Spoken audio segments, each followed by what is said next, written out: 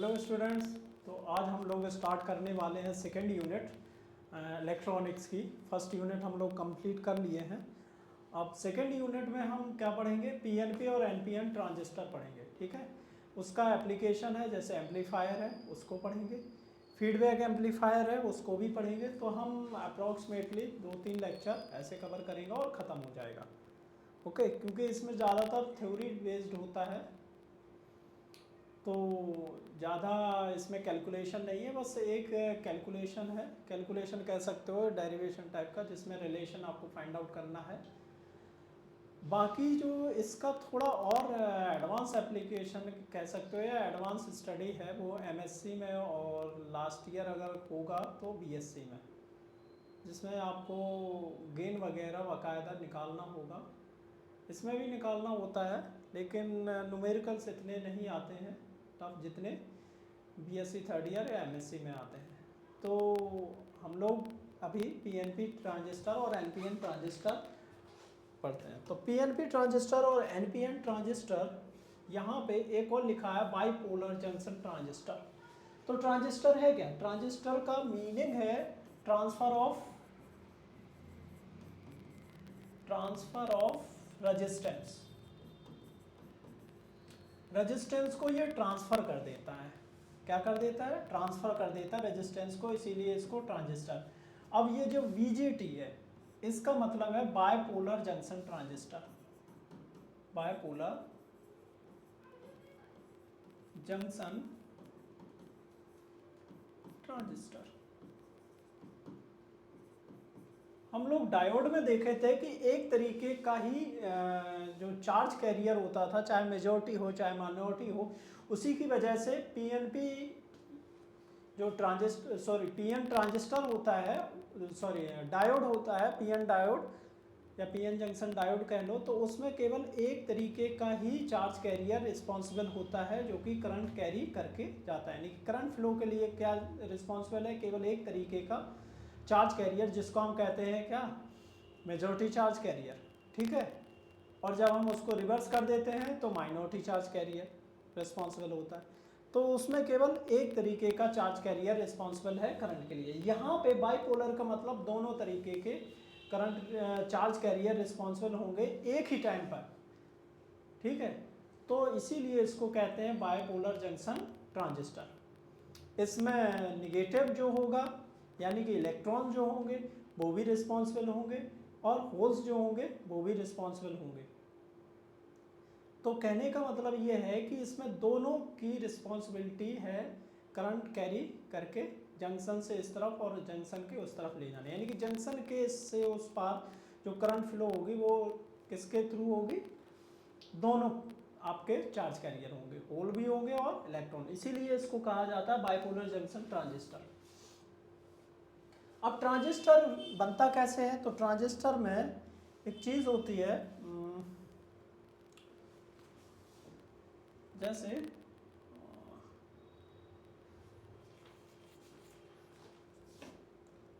हम क्या करें, यहाँ पे ट्रांजिस्टर बनाते हैं। तो मान लीजिए ये आपका एक ट्रांजिस्टर है, जिसमें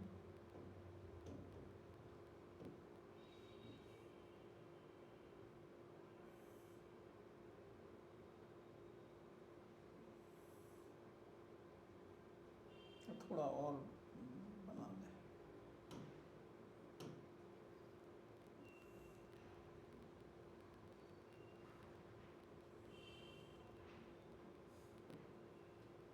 तो ये जो ट्रांजिस्टर है, पहले तो दो टाइप का होता है। कितने टाइप का होता है? दो टाइप का होता है, पीएनपी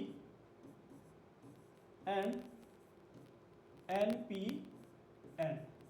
यानी कि हम क्या करते हैं, पी टाइप का सेमीकंडक्टर लेते हैं, ओके, उसमें के बीच में एक एन टाइप का सेमीकंडक्टर फिल कर देते हैं सैंडविच की तरह, और ये हो जाता पी। एन की जो विड्थ होती है वो बहुत कम होती है इन कंपेरेटिव टू पी टाइप के सेमीकंडक्टर। सिमिलरली अगर इसको कहते हैं पीएनपी ट्रांजिस्टर। अगर हम इसमें चेंज करते हैं और हम क्या करें, दूसरा वाला ट्रांजिस्टर बनाते हैं,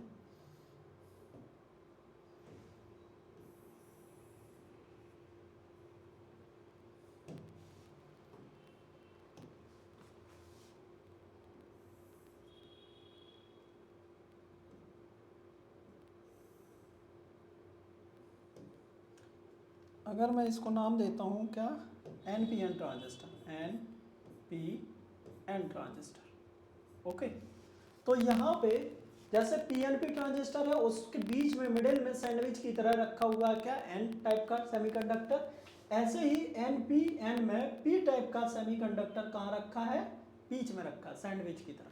तो इसको कहते हैं PNP और इसको कहते हैं NPN ट्रांजिस्टर। ये जो पहला पार्ट होता है इसको कहते हैं हम बेस, क्या कहते हैं, बेस कहते हैं। ये आपका है बेस, सॉरी पहले पार्ट को एमीटर कहते हैं, पहले पार्ट को हम कहते हैं एमीटर, दूसरे पार्ट को इसको कहते हैं हम बेस, क्या कहते हैं, बेस, और इसको कहते हैं हम कलेक्टर। ओके, इसको हम तीन तरीके से, यहाँ पे तीन आपके पॉइंट होंगे ये। सिमिलरली यहाँ पर भी इसको फिर से कहेंगे हम क्या, इमीटर, इसको हम कहेंगे बेस, और इसको हम कहेंगे कलेक्टर। ओके, जाहिर सी बात है जब हम इसकी बात कर रहे हैं तो यहाँ पे जो पार्टिकल्स होंगे ये जंक्शन रीजन होगा,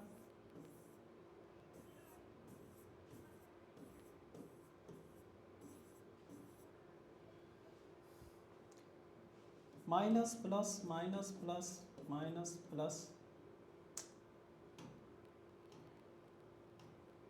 माइनस,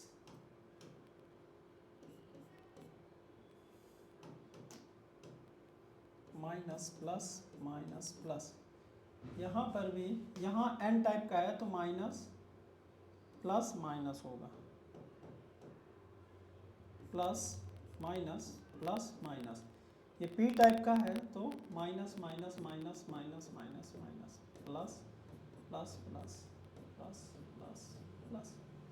ओके, ये जंक्शन है, इसको थोड़ा हम चौड़ा कर देते हैं, ये यहाँ पे ये जंक्शन है, ऐसे ही यहाँ पे ये जंक्शन है, तो यहाँ पे दो जंक्शन बनते हैं, कितने बनते हैं, दो जंक्शन बनते हैं। सिमिलरली यहाँ पर भी जंक्शन बनेंगे।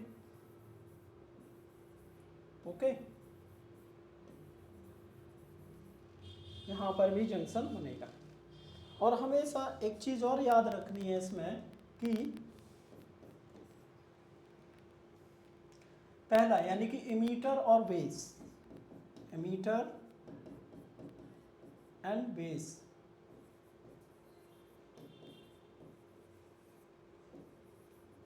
always in forward bias, in forward,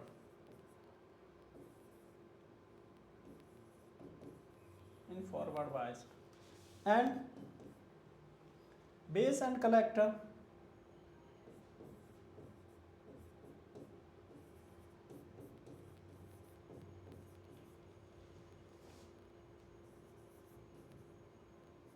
always in reverse bias।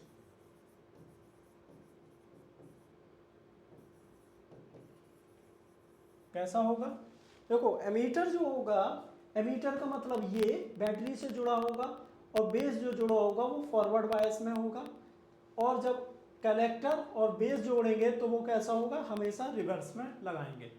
Similar condition हम यहाँ पे भी करते हैं एनपीएन में, तो हम उसी तरीके से बैटरी को एडजस्ट करते हैं कि ये हमेशा फॉरवर्ड में रहे और ये हमेशा रिवर्स में रहे। ओके, अब ये करता क्या है, जैसे हमने कहा ट्रांसफर ऑफ रेजिस्टेंस, तो ये क्या करता है, इस वाली जंक्शन का यहाँ की,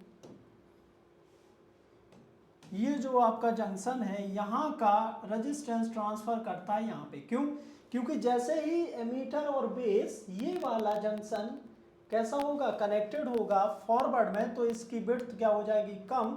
जब विड्थ कम होगी तो रेजिस्टेंस भी क्या हो जाएगा, कम। जब रेजिस्टेंस कम होगा तो फिर यहाँ का रेजिस्टेंस कम हो गया। अब जब इस वाले जंक्शन को देखते हैं तो ये जंक्शन रिवर्स में है, और जैसे ही रिवर्स में है तो इसकी विड्थ क्या हो जाती है, चौड़ी हो जाती है।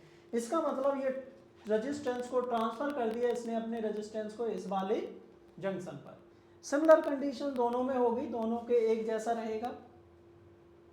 अब होता क्या, वर्किंग कैसे रहेगी, तो वर्किंग के लिए हम कोई एक देख लेते हैं।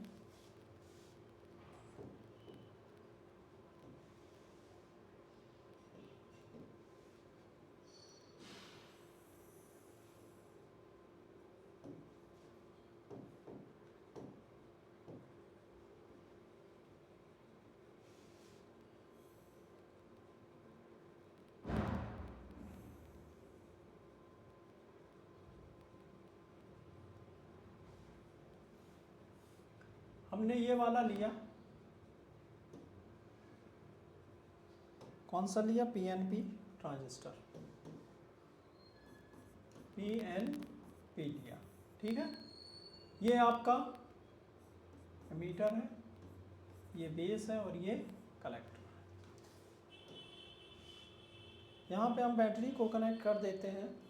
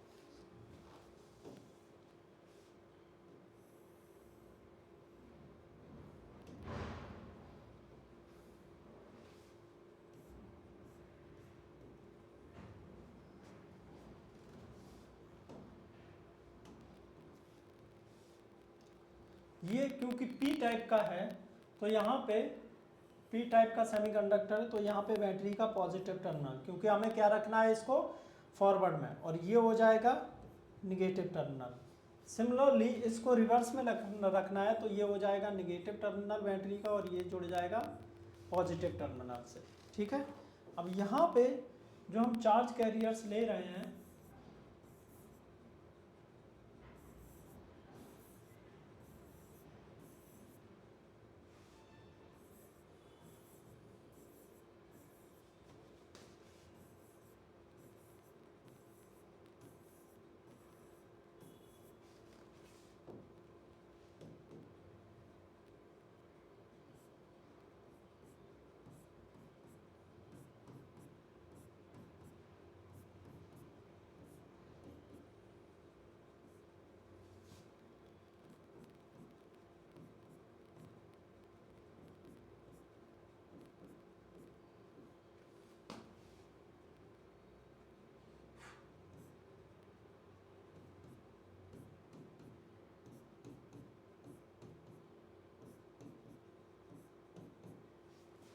ओके।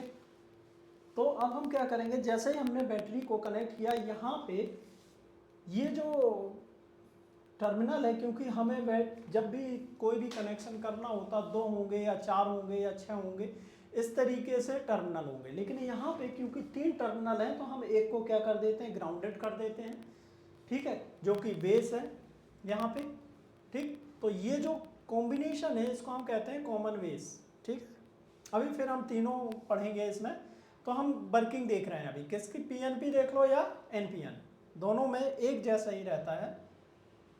तो अब क्या करेंगे, जैसे ही आपने बैटरी यहाँ पे कनेक्ट की, क्या की, जैसे ही आपने बैटरी कनेक्ट की तो ये पॉजिटिव है और ये निगेटिव टर्मिनल है।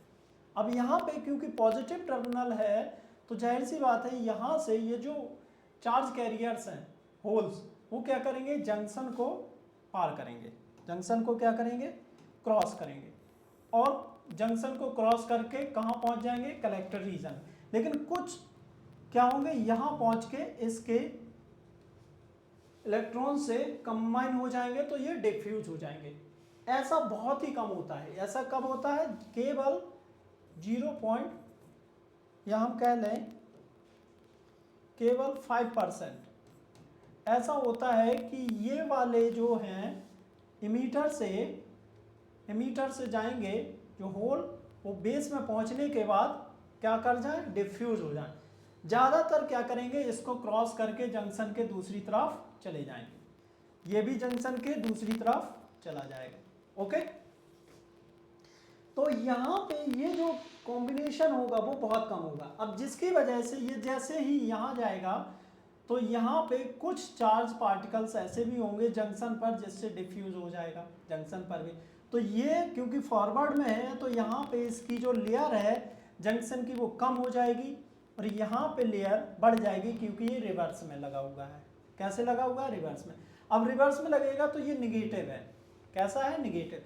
तो ये पॉजिटिव चार्ज पार्टिकल्स को क्या करेगा, अट्रैक्ट करेगा, ये पॉजिटिव चार्ज पार्टिकल्स को अट्रैक्ट कर लेगा। ठीक है ना। तो इस तरीके से इसमें क्या होगी, करंट फ्लो होगी।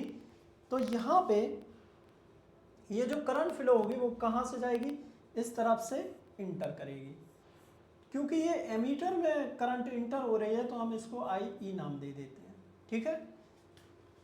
और यहाँ पे बेस से क्या होगी, बाहर निकलेगी तो इसको हमने नाम दे दिया IB। सिमिलरली यहाँ पर भी करंट इस डायरेक्शन में होगी तो ये हो जाएगा IC, कलेक्टर करंट। ओके, ये जो पोटेंशियल यानी कि जो बैटरी लगी हुई है इनके बीच का जो पोटेंशियल है इसको कहते हैं VEB।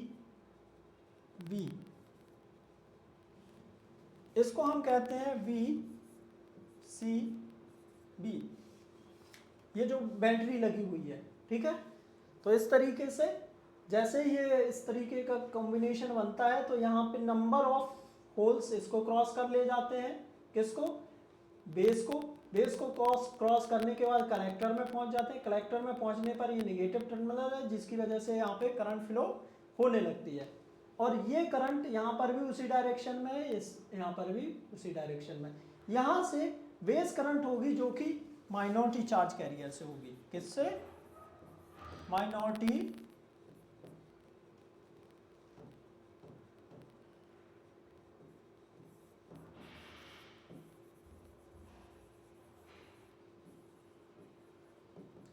तो यहाँ पे जो करंट होगी वो बहुत कम होगी, माइक्रो एम्पियर में होगी। किस में होगी, माइक्रो एम्पियर में।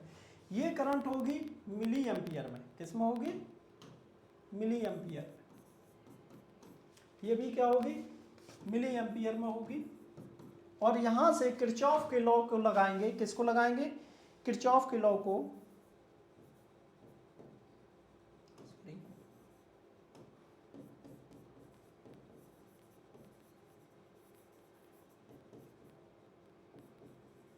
किरचॉफ लॉ से क्या होगा, IE is equal to, IE enter किया, दो लीव कर रही हैं, IC प्लस IB। ये रिलेशन हमेशा इसमें फॉलो करेगा, किसमें, ट्रांजिस्टर में। ऐसे ही क्या होगा, NPN होगा, बस इसमें करंट की डायरेक्शन बदल जाएगी। अब ये जब NPN होगा तो IE कहाँ की ओर हो जाएगी, बाहर की ओर हो जाएगी और ये IB इंटर करेगी और IC भी इंटर करेगी। बैटरी में टर्मिनल बदल जाएंगे क्योंकि PNP में P है तो NPN में ये AN होगा, एमीटर क्या होगा, N। तो यहाँ पे बैटरी का टर्मिनल क्या होगा, निगेटिव हो जाएगा और यहाँ पे पॉजिटिव। सिमिलरली क्योंकि ये रिवर्स बायस में होगा, क्योंकि ये कहाँ कैसा है, फॉरवर्ड में है, और ये कैसा रहेगा, हमेशा रिवर्स में। ओके, तो यहाँ पे हम तीन तरीके से इसको देखते हैं, common base, common ammeter, common collector. तो हम इसको और थोड़ा आगे बढ़ाते हैं। कॉमन बेस, कॉमन बेस का मतलब हुआ कि इसमें जो बेस है वो कॉमन रहेगा। तो सबसे पहले तो हमें इसका सिंबल्स देखना है। क्या देखना है, सिंबल। सिंबल क्या है,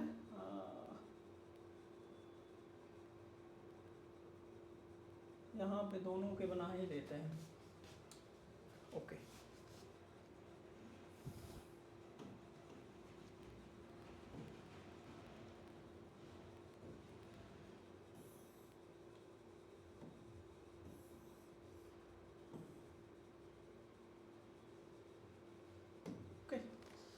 तो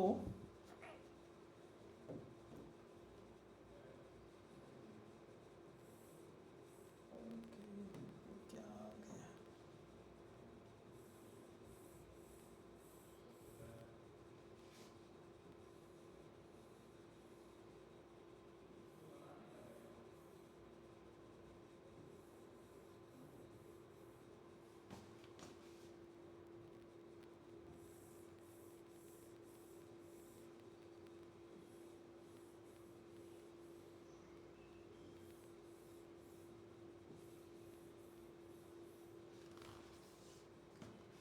ये पी एन पी और ये एन पी एन ट्रांजिस्टर है। देखो P से N की तरफ डायरेक्शन होती है करंट की, कहाँ से, P से N की तरफ। ये है आपका बेस, ये क्या है, बेस, और ये हो गया एमीटर और ये हो गया कलेक्टर। सिमिलरली यहाँ पर ये बेस, ये एमीटर और ये कलेक्टर हो गया। तो देखो यहाँ पे ये है आपका एमीटर और ये है आपका बेस, बेस बीच में है, ठीक है, दिख रहा ना, हाँ। तो ये है आपका एमीटर और ये है क्या, बेस। तो एमीटर से कहाँ की तरफ जा रही करंट, बेस की तरफ। तो इसकी डायरेक्शन कहाँ की तरफ बना दोगे करंट की, इस तरीके से। ये हो गया पी एन पी। अब सिमिलरली अगर एन पी एन देखना है तो करंट कहाँ से जाएगी, पी से एन की तरफ। कहाँ से, पी से एन की तरफ। तो अब देखो बेस क्या है आपका, पी है, बेस क्या है, पी, और कहाँ की तरफ जा रहा है, एमीटर की तरफ। तो ये ऐसी डायरेक्शन होगी करंट की, ओके। तो इस तरीके से ये क्या है, सिंबल्स हैं, किसके, आपके ट्रांजिस्टर के। अब ट्रांजिस्टर का यहाँ पे हम एक सर्किट डायग्राम बनाते हैं।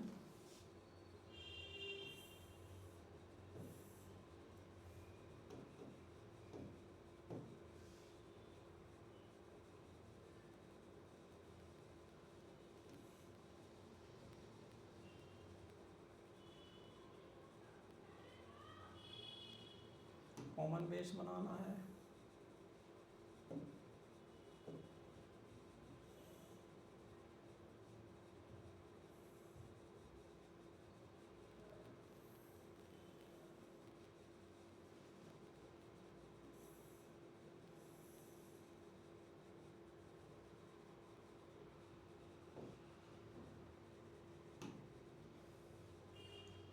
कोई भी एक ले लीजिए।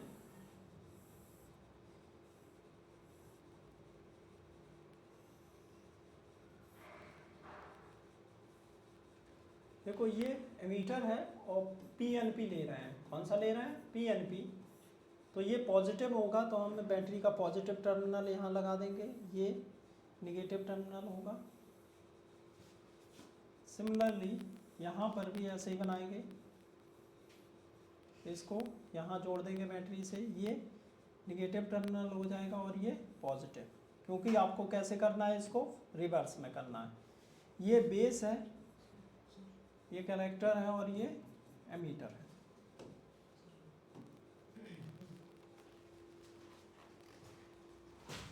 थोड़ा यार पानी देना, पानी पानी ये रखा है।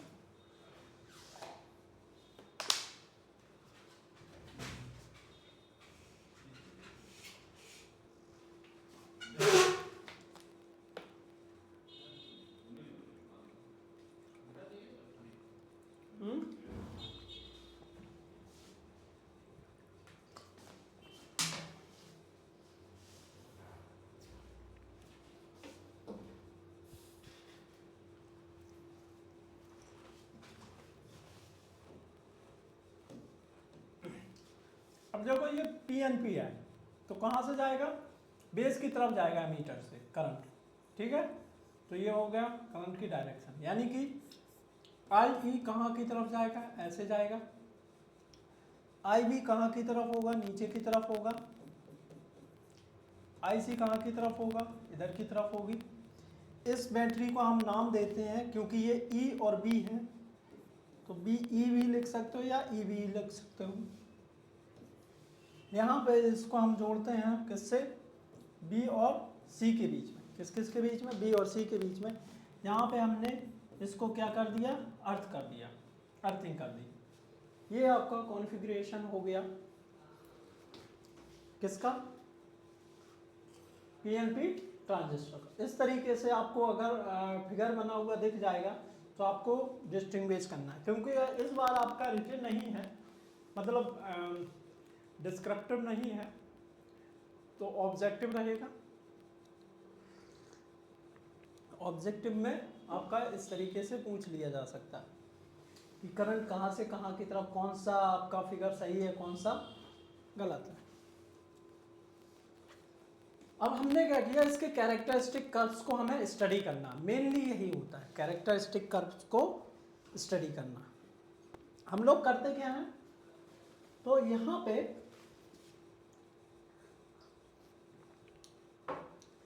इनपुट, इसको हम कहते हैं इनपुट, ये इनपुट है, यहाँ से हम इनपुट दे रहे हैं और ये क्या है, आउटपुट है।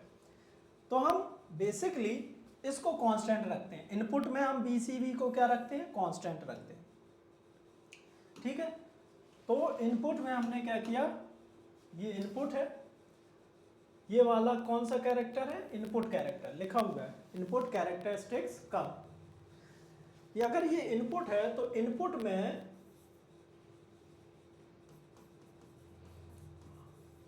इनपुट जब हम निकालते हैं कैरेक्टरिस्टिक कर्व्स, तो हम क्या करते हैं, जो बैटरी का दूसरा वाला है हमेशा, सॉरी ये वाला, इसको हम क्या कर देते हैं, कांस्टेंट। तो कांस्टेंट क्या रहेगा, बीसीबी, ओके।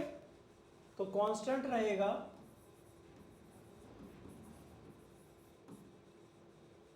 बीसीबी, ये कांस्टेंट रहेगा। और प्लॉट किन किन के बीच में बनेगा, प्लॉट बनेगा यहाँ पर जो इनपुट में है, बीई, बीई और आईई के बीच में, ठीक है। और ये क्या है, आईई है, जहाँ पर यहाँ पे ये जो एमीटर और इसके बीच का है ग्राफ, वो नहीं होना चाहिए, कॉमन बेस में है, किस में है, कॉमन बेस है, ये क्या है, कॉमन बेस है। तो यहाँ पे ये बी सी बी होगा, ठीक है। तो ये मान लीजिए 0 वोल्ट पर है, ये 0.5 वोल्ट पर है और ये 1 वोल्ट पर है। इस तरीके से आप क्या करते हैं, इनकी वैल्यू को चेंज करते हैं। तो आपने क्या किया, ये वाला नहीं होगा, ये वाला नहीं, तो VCV को आपने क्या किया, कांस्टेंट रखा, इसको कांस्टेंट रखा, ये वाली बैटरी में आपने पोटेंशियल धीमे धीमे बढ़ाते गए। तो IE का जो कैरेक्टरिस्टिक कर्व होगा, क्योंकि आपने पीएन जंक्शन डायोड में देखा ही था, पीएन जंक्शन डायोड में देखा था कि इस तरीके का जो फॉरवर्ड में कर्व होता है वो इस तरीके से होता है कि नहीं। तो यही आपको यहाँ पे दिखने वाला है फॉरवर्ड में, ठीक है, तीनों में। तो इनकी रेंज अलग अलग हो जाएगी। रेंज किस किस पे डिपेंड करती है, रेंज डिपेंड करती है आपका बाइसिंग कैसी है, कॉमन क्या है, इसी पे तो डिपेंड करती है। अब हमेशा फॉरवर्ड रहेगा इस तरफ, तो इस तरीके से दिखेगा। यहाँ पे वैल्यू चेंज होती जाएगी जैसे जैसे आप मटेरियल चेंज करेंगे, ठीक है।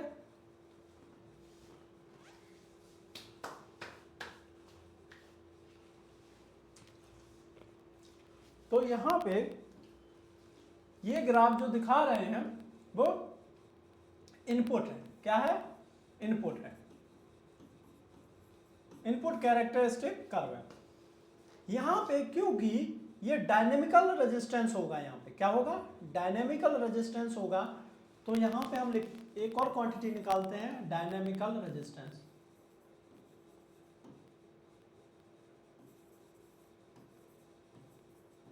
और वो कैसा होगा, इनपुट वाले के लिए, तो हम इसको नाम देते हैं आर इन। अब रेजिस्टेंस क्या होगा, रेजिस्टेंस होता है 1/, स्लोप का इनवर्स, यहाँ पे स्लोप का इनवर्स हो गया, यानी कि डेल्टा वी ई वी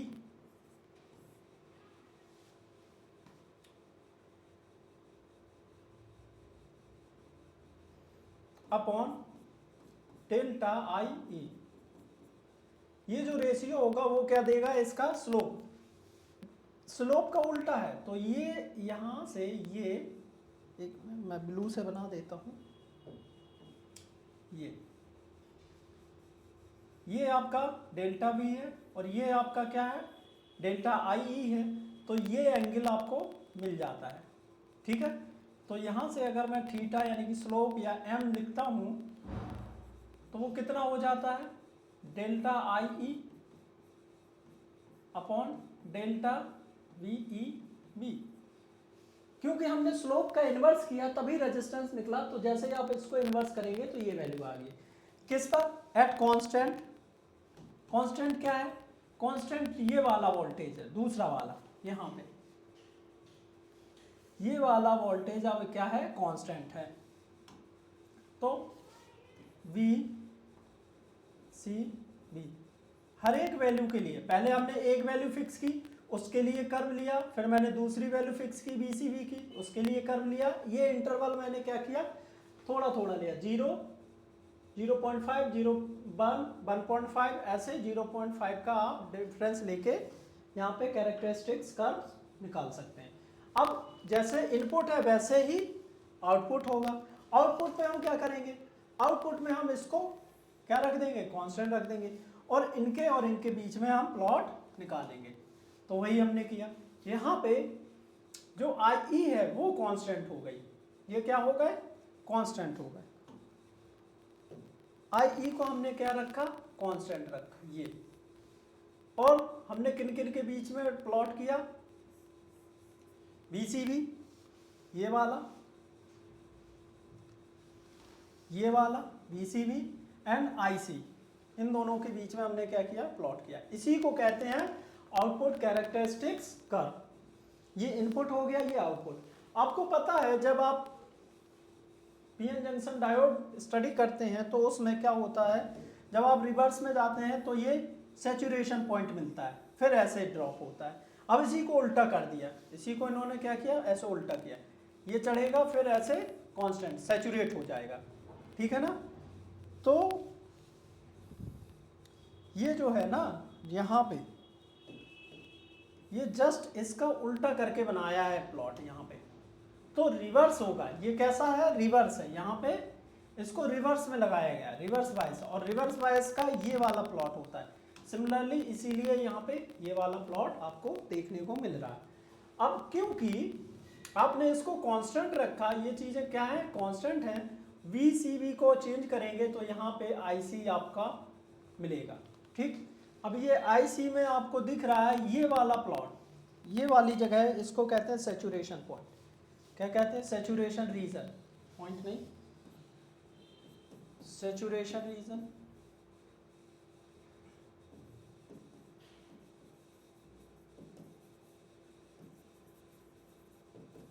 अब ये सैचुरेशन रीजन क्या है, यहाँ पे ये जो सैचुरेशन रीजन है इनमें हम कह सकते हैं कि ये एक तरीके से यहाँ पे एक्टिव नहीं है।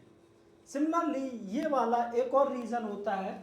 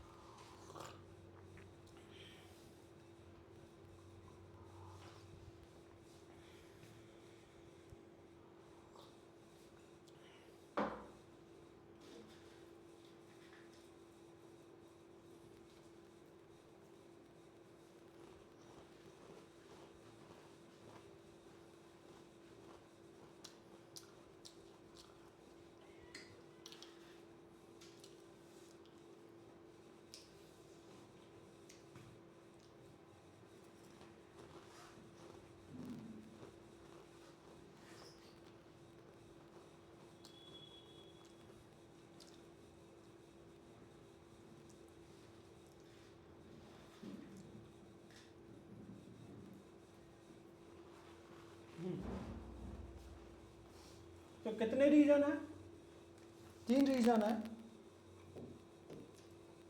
कट ऑफ रीजन, इसको हम स्विच ऑफ भी कह सकते हैं। क्या, इसमें क्योंकि ये रिवर्स में चला जाएगा, इसको हम कहते हैं सैचुरेशन। इसमें ये जो IC है वो IB पर डिपेंड नहीं करती है, इसीलिए ये कैसा रीजन है, सैचुरेशन रीजन है, और ये एक्टिव रीजन है। इसके इस तरफ वाला जो पार्ट है ये पूरा क्या है, एक्टिव रीजन है। यहाँ पे आपको ये डिपेंडेंसी देखने को मिलेगी कि किस तरीके से, क्योंकि यहाँ पे ये जो आपका वो है PNP ट्रांजिस्टर क्या हो जाता है, एक्टिव हो जाता है, यहाँ पे वो रिवर्स बायस में चला जाता है इस वाले रीजन में।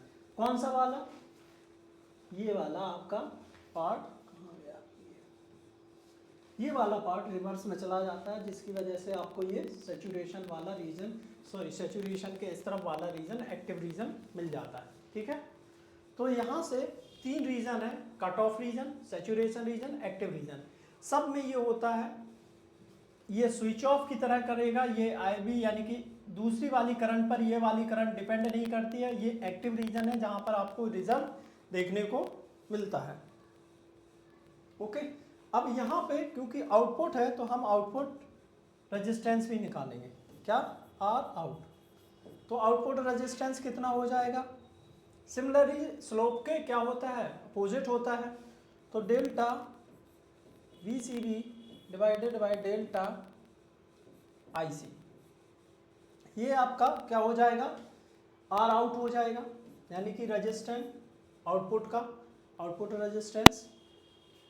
एक और होता है कर्व जिसको हम कहते हैं करंट ट्रांसफर कर्व, ये हमेशा दो के बीच में निकलता है, जो कॉमन है उसको छोड़ के एक आउटपुट होगा एक इनपुट होगा। तो इनपुट यहाँ पे क्या है, IE है, इनपुट है IE और आउटपुट क्या है, IC। तो IE और IC के बीच का जो प्लॉट है वो देखने को मिलेगा। तो यहाँ पे हम लिखेंगे करंट गेन, क्या लिखेंगे, करंट गेन। तो करंट गेन कितना होगा आपका, यहाँ से करंट गेन हो जाएगा, जिसको हम अल्फा से डिनोट करते हैं, किससे, अल्फा से, तो ये हो जाएगा delta IE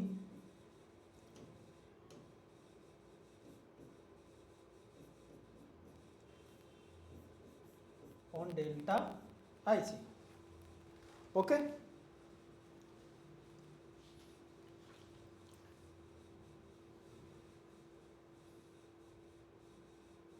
okay,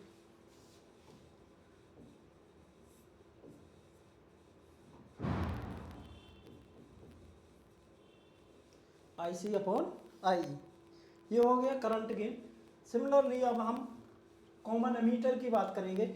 common emitter में क्या होगा, इसका हम प्लॉट बना लेते हैं, एक सर्किट डायग्राम।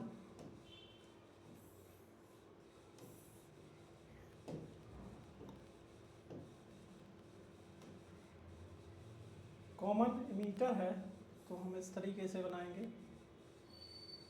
ये ध्यान रखना है कि इसमें एमीटर कॉमन रहे।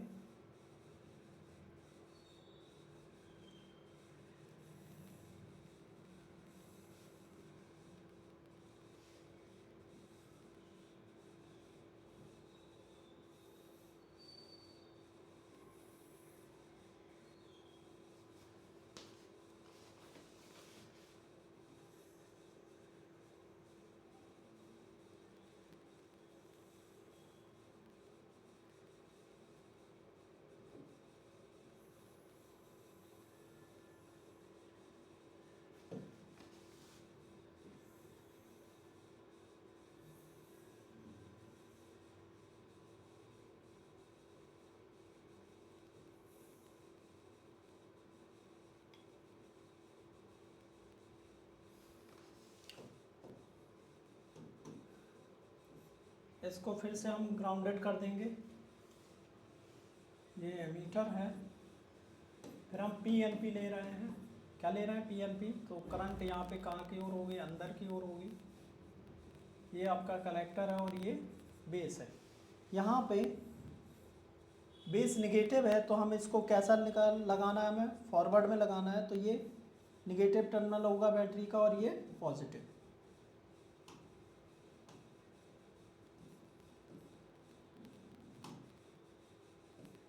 ओके, सिमिलरली यहाँ पर भी हम बैटरी लगाएंगे, क्योंकि ये पॉजिटिव टर्मिनल है और हमें कैसे लगाना है, रिवर्स बायस में लगाना है, तो हम इसको निगेटिव और इसको पॉजिटिव, इसको निगेटिव और इसको पॉजिटिव, ये फॉरवर्ड में हो गया और ये रिवर्स में हो गया। इस बैटरी का नाम हो गया V E EV, V EV हो गया,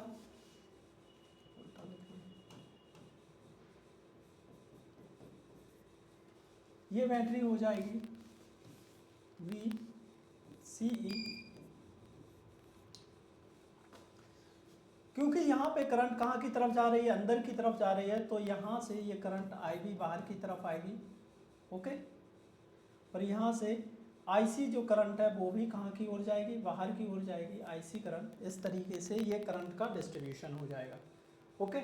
तो यहाँ पे दो बैटरी लगी हुई हैं। सिमिलरली फिर से हमें आउटपुट और इनपुट कैरेक्टरिस्टिक कर्व देखना है, कर्व देखना है, और ट्रांसफर करंट का ट्रांसफर कर्व भी देखना है। तो यहाँ पे करंट का ट्रांसफर जो कर्व है वो क्या होगा, यहाँ से हम निकाल लेंगे आईसी और आईबी के बीच में होगा। क्योंकि ये आईबी है तो ये हमेशा माइक्रो एम्पियर में होगी और ये सब मिली एम्पियर में। हम क्या करते हैं, सबसे पहले इनपुट कैरेक्टरिस्टिक कर्व निकालना है, तो हम क्या करेंगे, यहाँ से इसको कांस्टेंट रखेंगे, VCE को कांस्टेंट रखेंगे, और चेंज क्या करेंगे, VEB को चेंज करेंगे, तो हमें IV के साथ एक ग्राफ देखने को मिलेगा जो कि कैसा है, ये है, ये IV के साथ ग्राफ बना हुआ है। यहाँ पे हमने किसको चेंज किया है, यहाँ पे ये गलत है, तो हम इसको, कॉमन एमीटर है, सही है, ठीक है, और हमने कांस्टेंट किसको रखा है, VCE को, ये भी सही है। तो यहाँ पे हमने क्या किया, यहाँ पे इसको कांस्टेंट रखा, इस तरफ वाले को इसको कांस्टेंट रखा, ये कांस्टेंट रहेगा, और हमने VEB को चेंज किया तो I चेंज हो गया। एक वैल्यू के लिए आपको एक ग्राफ मिलेगा, फिर आप दूसरी वैल्यू के लिए कांस्टेंट रखेंगे दूसरा ग्राफ मिलेगा, तीसरी वैल्यू के लिए कांस्टेंट रखेंगे तो तीसरा ग्राफ मिलेगा। यहाँ से हम फिर से क्या करेंगे, रेजिस्टेंस निकालेंगे, इनपुट रेजिस्टेंस R इन डायनेमिकल, तो ये स्लोप का इनवर्स होगा, तो delta VBE divided by delta IB, okay.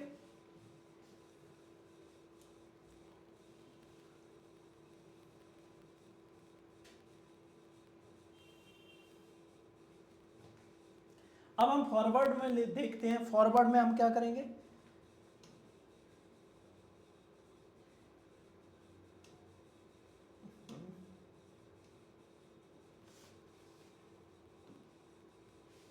Forward में हम क्या करेंगे, इसको कांस्टेंट रखेंगे, इसको वेरी करेंगे, तो हम आईसी का वेरिएशन देखेंगे विद रिस्पेक्ट टू VCE, किसके साथ, VCE के साथ। यहाँ पे कांस्टेंट IV को रखेंगे, किसको कांस्टेंट रखेंगे, IV को कांस्टेंट रखेंगे, तो वही करेंगे हम। IV को हमने कांस्टेंट रखा, ये IV है, कांस्टेंट है, ये IV कांस्टेंट है, अलग अलग वैल्यू के लिए अलग अलग है, पहला है, दूसरा, तीसरा, ऐसे 4 वैल्यू ले ली हमने, 4 ले सकते हो, 3 ले सकते हो।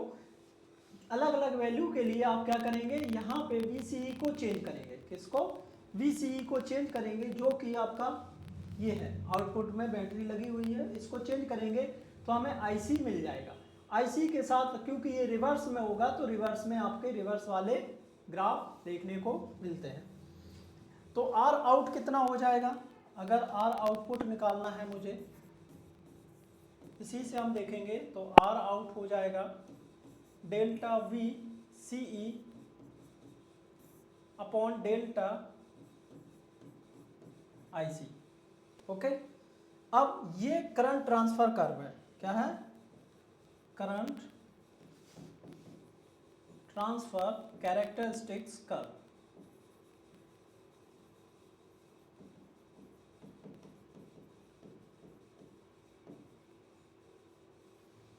इसमें क्या होता है, इसमें अब आप देख रहे हैं पिछले वाले में 0 से स्टार्ट था, इसमें 0 से स्टार्ट नहीं है वेरिएशन, यानी कि कुछ देर के लिए ये स्विच ऑफ रहता है, फिर ये स्टार्ट होता है।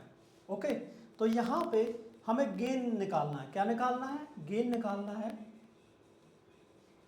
तो करंट गेन कितना हो जाएगा? Current gain beta is equal to delta I C upon delta I B at constant. क्या रहेगा? यहाँ पे भी देखो कांस्टेंट लिख लो। यहाँ पे कांस्टेंट क्या है? कांस्टेंट है वी सी ई, कांस्टेंट है वी सी ई, कांस्टेंट है। यहाँ पे कांस्टेंट क्या है दूसरे वाले में?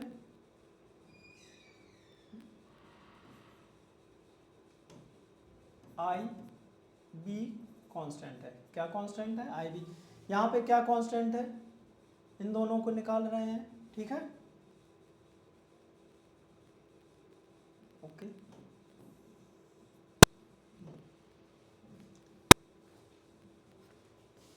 नेक्स्ट अब आपको देखना है कॉमन कैरेक्टर। कॉमन कैरेक्टर में आप कैसे बनाएंगे? सेम प्रोसेस यूज करना है।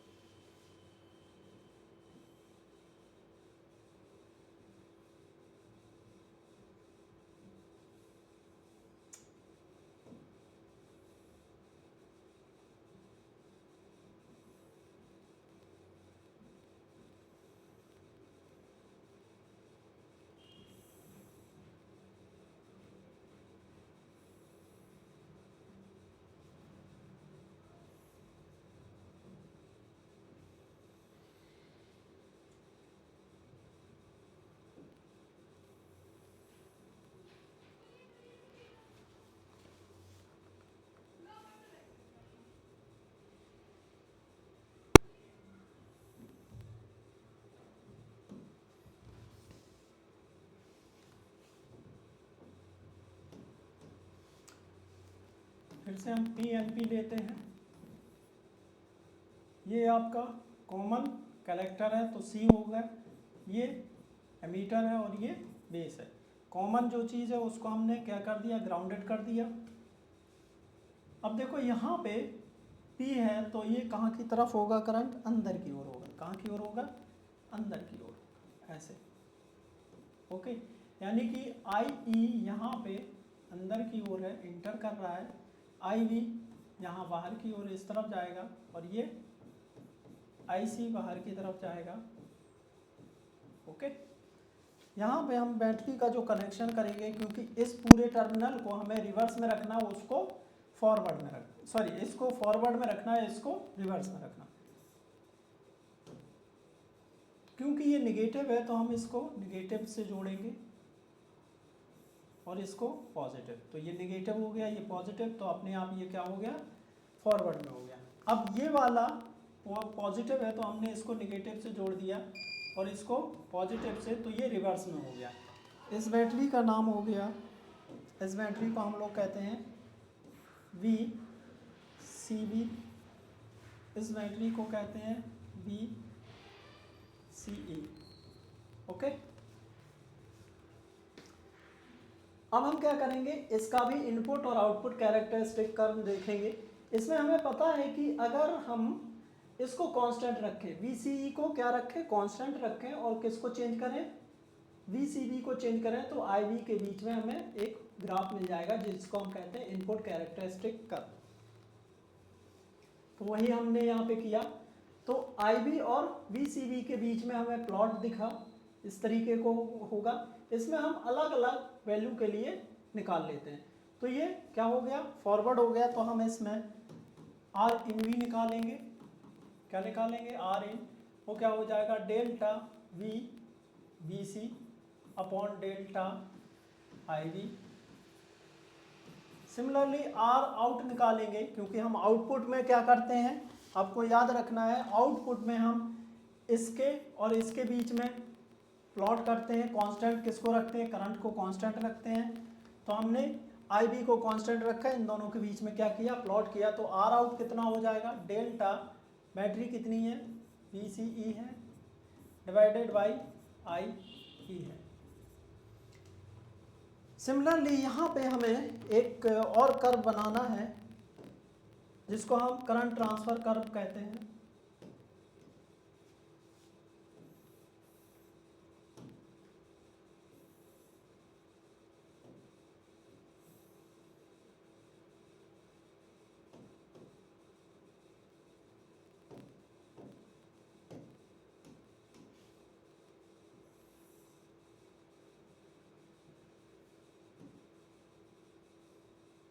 देखो यहाँ पे आउटपुट क्या है, आउटपुट आई है, इनपुट क्या है, आई बी है, ठीक है।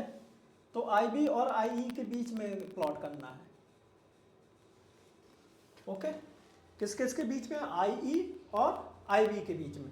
आई बी इनपुट है और आई सी आई आउटपुट है, तो ये हो गया आई और ये है आई बी। ये माइक्रो एम्पियर में होगा, 100 होगा, 200 होगा, 300 होगा, 400 होगा। ये यहाँ पे होगा 10 milliampere, 20 milliampere, 30 milliampere, 40 milliampere, इस तरीके से। तो यहाँ पे जो गेन होगा, करंट गेन, क्या करंट गेन जो होगा वो कितना आएगा, gamma is equal to delta I E divided by delta I E, okay. ये आपका करंट गेन हो गया। आपको याद रखना है तीनों के करंट गेन, क्योंकि ये बहुत पूछा जाता है। यहाँ पे आई सी अपॉन आई बी है, यहाँ पे दूसरे वाले में आई सी अपॉन आई ई है। तो अब नेक्स्ट हम लोग क्या करेंगे, इनकी कंपेयर करेंगे, power gain, current gain, voltage gain और पावर गेन निकालना है, ओके।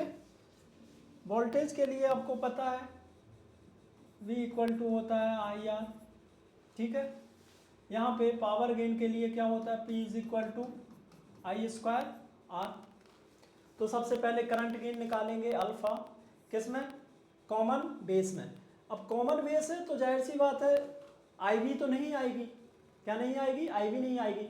आउटपुट कौन सी करंट होगी, जब कॉमन बेस होगा तो कलेक्टर करंट आउटपुट होगा, तो आउटपुट आपकी कलेक्टर है, यानी कि डेल्टा आई सी हो गया।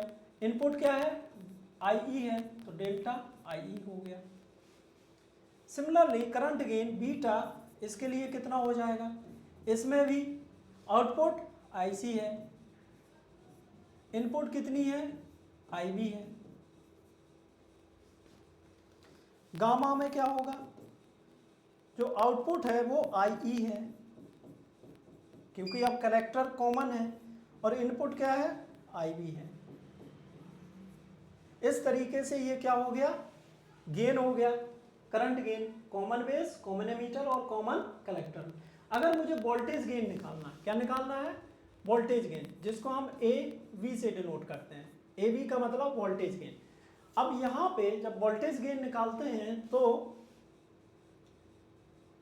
इन सब में एक चीज़ मैं लगाना भूल गया, यहाँ पे लोड रेजिस्टेंस भी होगा, क्या होगा, लोड रेजिस्टेंस आर एल, सब में जैसे आर इन होगा वैसे ही आर एल होगा सारे फिगर में। तो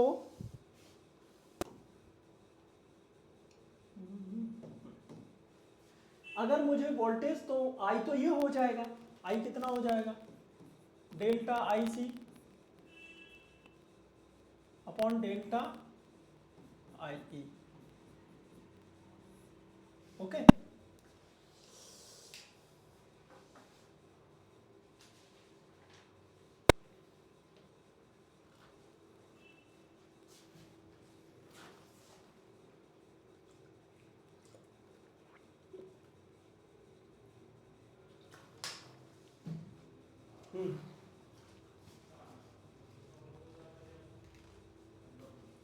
और यहाँ पे जो करंट होगा आर इन और आर एल, लोड रेजिस्टेंस, ठीक है। इनके बीच का रेशियो हो जाए, सॉरी उल्टा कर दिया,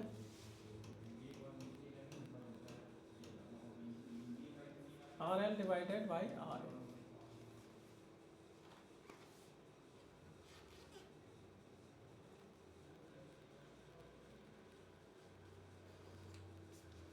यहाँ पे फिर से हम निकालेंगे ए बी, और यहाँ पर भी हम ए बी निकालेंगे।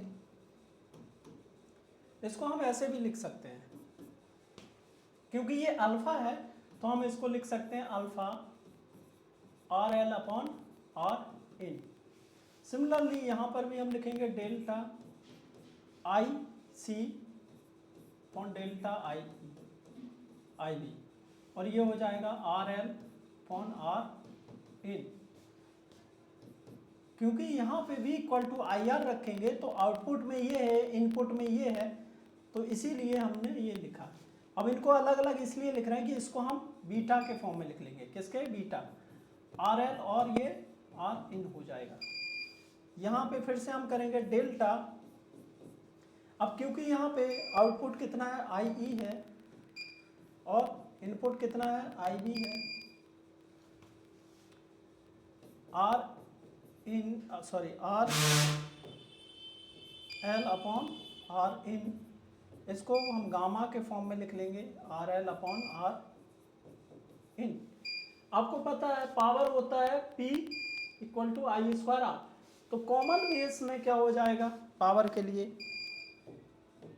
तो हम इसको ए पी नाम दे देते हैं, क्योंकि ये आई है तो ये अल्फा स्क्वायर हो जाएगा, R L upon R in हो जाएगा। ओके, यहाँ पे ए पी किस को क्या होगा कॉमन एमीटर में? Beta square R L upon R N, यहाँ पे A P gamma square R L upon R in हो जाएगा। ओके, इस तरीके से हम पूरा चार्ट बना लिया हमने। इसमें से ये पूछा जाता है काफ़ी एग्जाम में, ऑब्जेक्टिव में। ठीक है, नेक्स्ट हम लोग देखेंगे इनके बीच में रिलेशन कैसे निकाल सकते हैं। क्या निकाल सकते हैं? रिलेशन। आपको पता है अल्फा इज इक्वल टू क्या होता है? डेल्टा।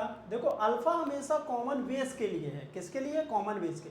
तो इनपुट जो होगा आई ई होगा, आउटपुट होगा आई सी। तो आउटपुट हो गया आई सी, इनपुट हो गया आई ई। ओके, और आपको एक रिलेशन भी पता है। क्या रिलेशन पता है? I E is equal to होता है I B plus I C.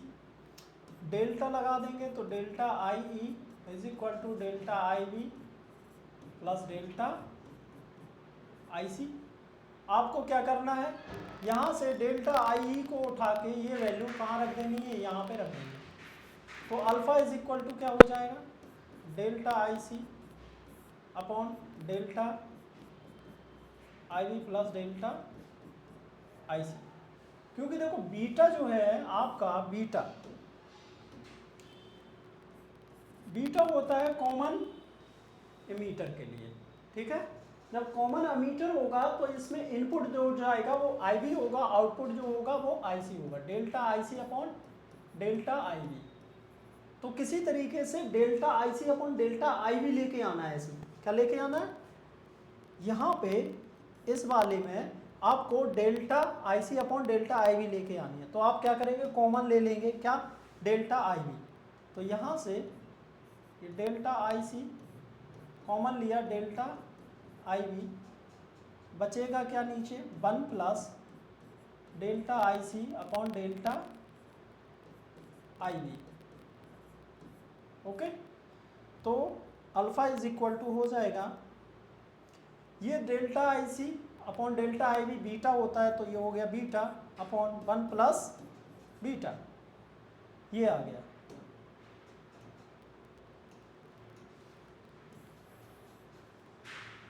Relation.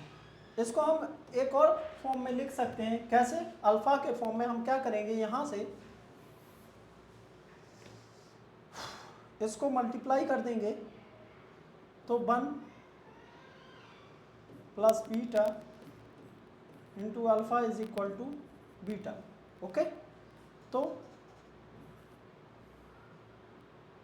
यहाँ से alpha plus alpha beta is equal to beta. Okay, beta alpha beta को इधर लेके जाएंगे तो beta minus alpha beta is equal to alpha, यहाँ से बीटा कॉमन लिया तो 1 माइनस अल्फ़ा अपॉन अल्फ़ा, तो बीटा इज इक्वल टू हो गया अल्फ़ा 1 माइनस अल्फ़ा। ये भी रिलेशन काफ़ी एग्जाम में ऐसे ही पूछ लिया जाता है, तो आपको इसी से निकाल लेना है। ओके, अब आता है रिलेशन किसके बीच में, अल्फ़ा और गामा के बीच में। तो इसमें हमें दोनों के रिलेशन पता है। गामा, गामा का मतलब है लास्ट थर्ड वाला, और थर्ड वाले में आप क्या करते हैं, कॉमन कलेक्टर लेते हैं। जब कॉमन कलेक्टर होगा तो इनपुट आई बी होगा, आउटपुट आई ई होगा। आउटपुट क्या होगा, आई ई, तो delta I E divided by delta I B. Okay, अब अल्फ़ा क्या है, अल्फ़ा यहाँ पे लिखा हुआ है delta I C upon delta I E.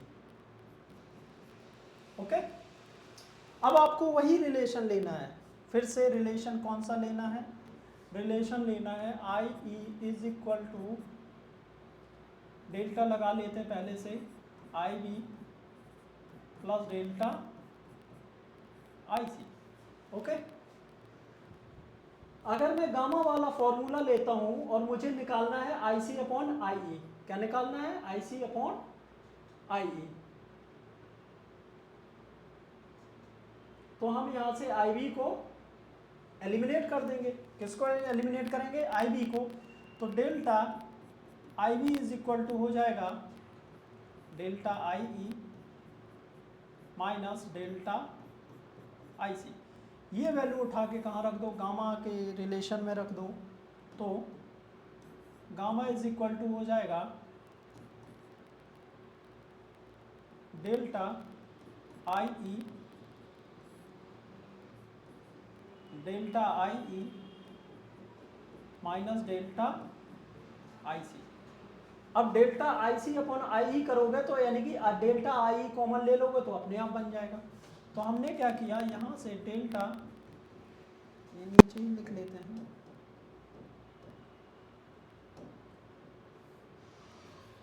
Gamma is equal to delta I E divided by delta I E, common हो गया 1 माइनस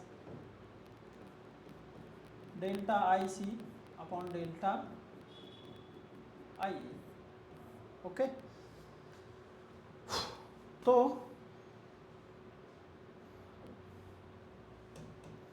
अब ये डिवाइड हो जाएंगे तो बचेगा 1 अपॉन 1 माइनस, ये क्या है अल्फ़ा, क्या हो जाएगा अल्फ़ा, ये रिलेशन आ गया।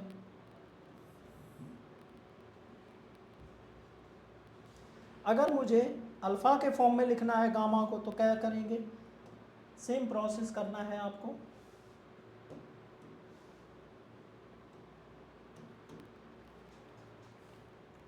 मल्टीप्लाई कर देना है, क्रॉस मल्टीप्लाई, तो gamma 1 minus alpha is equal to 1, तो gamma minus gamma alpha equal to 1, तो gamma alpha is equal to 1 minus gamma, यहाँ पे भी माइनस रहेगा तो अल्फ़ा इज इक्वल टू हो जाएगा 1 minus gamma upon minus alpha, sorry gamma, यहाँ से माइनस कॉमन ले लेंगे तो गामा -1 हो जाएगा, तो गामा -1 अपॉन गामा हो जाएगा। और हम डिवाइड भी कर सकते हैं तो वैसे भी आ सकता है, तो इसको और भी फॉर्म में लिख सकते हैं।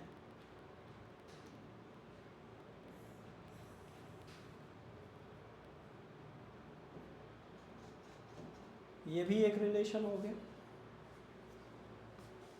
नेक्स्ट रिलेशन ये है,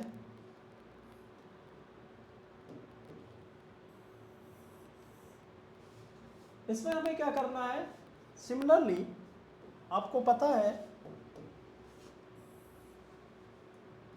gamma is equal to delta I E upon delta I B है, और beta is equal to, beta देखो कॉमन एमीटर होगा, जब कॉमन एमीटर होगा तो इनपुट आई बी होगा और आउटपुट आई सी होगा, तो delta I C upon delta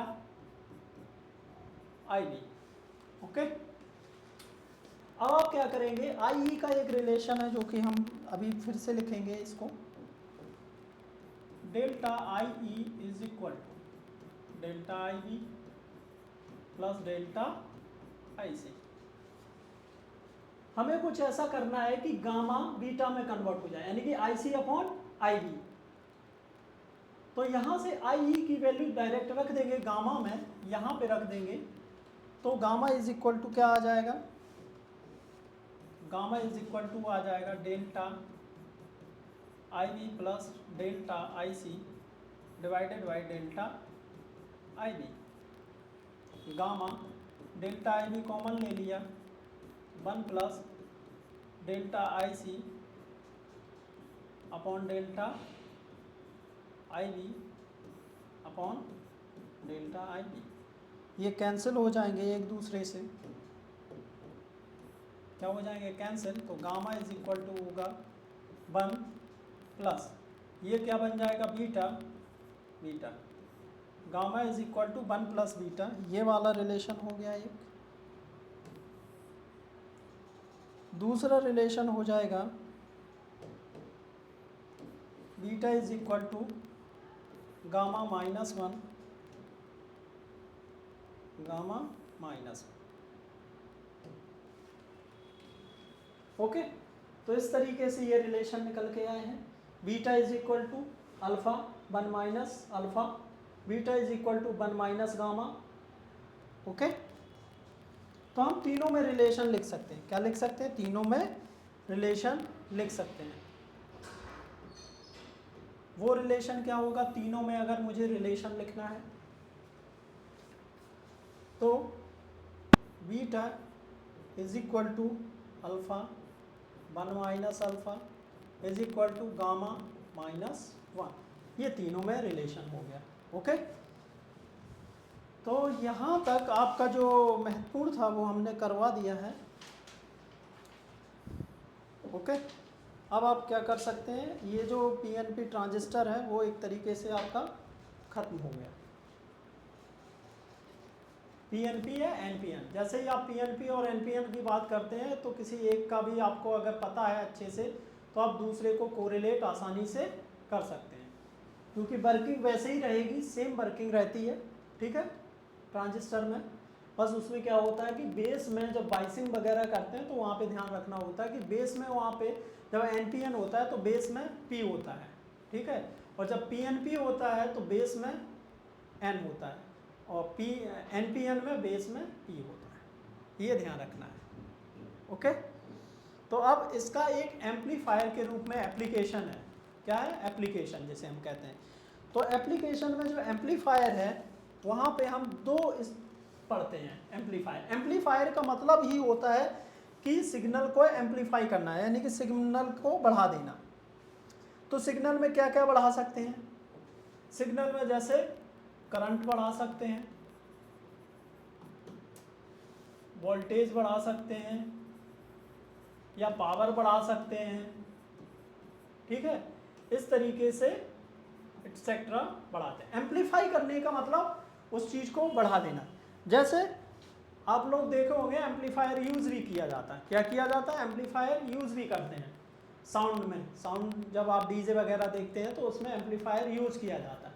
अब जब वो डीजे में जो बेस बढ़ाने के लिए, एम्पलीफाई करने के लिए, ठीक है, या फ्रीक्वेंसी एम्पलीफायर, कई तरीके के एम्पलीफायर होते हैं इसमें, ठीक है, तो एम्पलीफायर भी अलग अलग तरीके के होते हैं। तो बेसिकली हमें ज़्यादा डिटेल में नहीं पढ़ना, हमें बस ये पढ़ना है कि single amplifier, single stage amplifier और multi stage amplifier. Single stage amplifier में क्या होता है, वो सिग्नल को उतना एम्पलीफाई नहीं कर पाता है जितना हमें चाहिए। तो ज़्यादातर जो एप्लीकेशंस होते हैं, यानी कि जो भी हम यूज़ कर रहे होते हैं एम्पलीफायर को, वो मल्टी स्टेज एम्पलीफायर होता है। क्या होता है, मल्टी स्टेज एम्पलीफायर।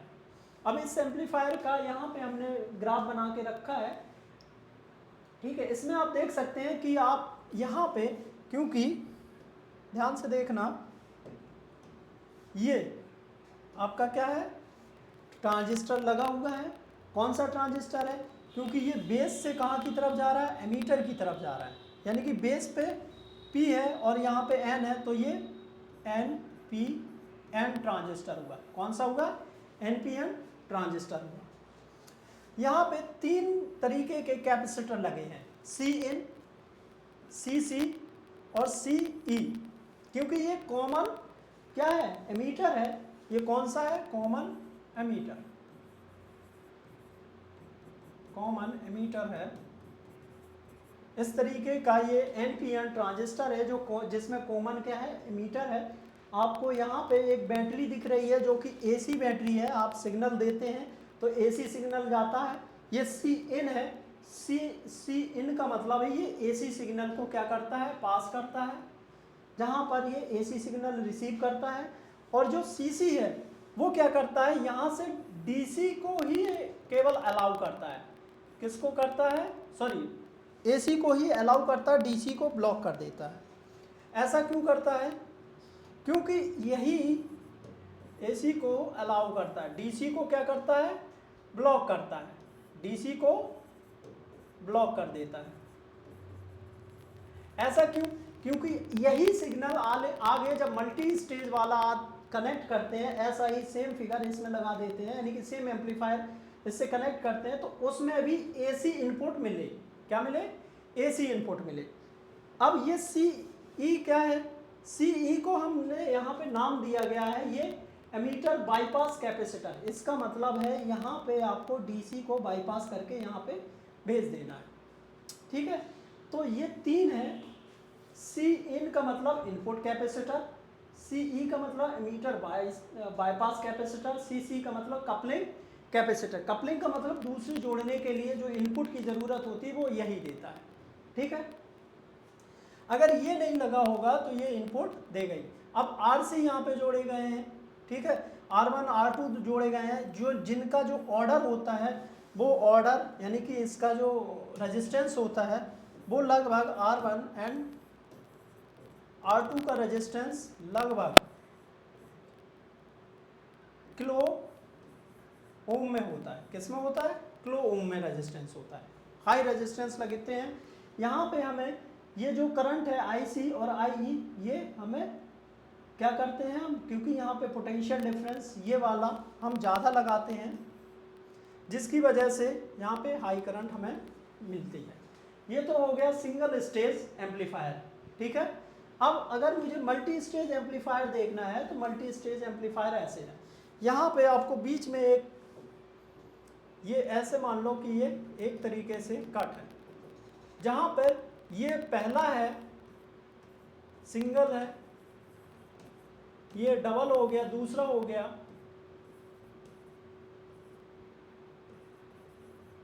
ठीक है, यानी कि फर्स्ट है, सेकंड है, थर्ड है, ऐसे करके आप क्या करते हैं? एम्पलीफायर कनेक्ट कर देते हैं। सिमिलरली यहाँ पर भी Cin होगा, Ce होगा, Cc होगा।